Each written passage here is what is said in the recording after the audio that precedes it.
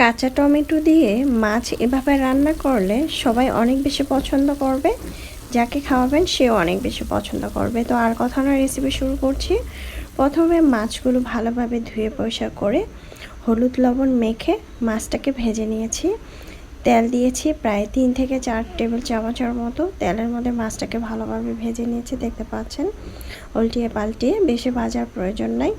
এখন মাছটাকে উঠিয়ে নিয়ে ওই তেলটার মধ্যে দিয়ে দিলাম কাঁচা টমেটো। এখানে হাফ কেজির মতো কাঁচা টমেটো আছে। কাঁচা টমেটোটাকেও আমি হালকা করে একটু ভেজে নিচ্ছি, হালকা লবণ ছিটিয়ে দিয়ে। সাথে আলু ছিল, উঠিয়ে নিলাম। ওই তেলটার মধ্যে আমি দিয়ে দিলাম পেঁয়াজ কুচি, আর 1 টেবিল চামচ তেল অ্যাড করেছি। পেঁয়াজ কুচিটা একটু ভেজে নিয়েছি।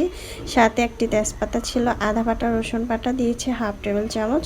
কাঁচা গন্ধটা চলে গেলে দিয়ে দিচ্ছি হলুদের গুঁড়া, মরিচের গুঁড়া, ধনিয়ার গুঁড়া, জিরার গুঁড়া হাফ চামচ করে, পরিমাণ মতো লবণ, পানি একটু দিয়ে মশলাটাকে ভালোভাবে কষিয়ে নিয়েছি। কাঁচামরিচ দিয়ে দিলাম। এখানে হাফ কাপের মতো পানি দিয়ে মশলাটাকে ভালোভাবে কষিয়ে নিয়েছি, দেখতে পাচ্ছেন। মশলা যত কষাবেন তরকারি খেতে তত বেশি ভালো লাগবে। এখন দিয়ে দিচ্ছি তরকারি ভাজা টমেটো, আলু আর মাছ, এগুলো একটু কষিয়ে নেব মশলার সাথে। তারপরে দিয়ে দিব এখানে পানি। আমি এখানে 1.5 কাপ পানি দিয়ে দিচ্ছি, ফুটন্ত গরম পানি দিয়ে একটু নেড়ে চেড়ে দিয়ে ঢাকনা দিয়ে ঢেকে 2 মিনিট রাখবো। চুলার আঁচ ফুল বাড়িয়ে দিতে হবে। তারপরে 2 মিনিট পর চলে আসলাম। ধনা পাতা কুচি দিয়ে দিচ্ছি আধা কাপের মতো, চাইলে ভাজা জিরার গুঁড়া অ্যাড করতে পারেন।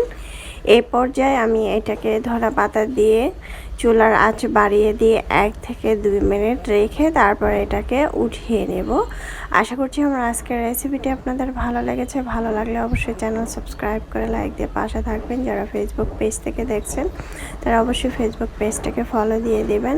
ঝোলের পরিমাণ যদি বেশি রাখতে চান সেক্ষেত্রে ঝোলটা একটু বেশি রাখতে পারেন, তাহলে একটু ঝোল ঝোল থাকবে। তবে আমার কাছে একটু মাখা মাখা থাকলে ভালো লাগে।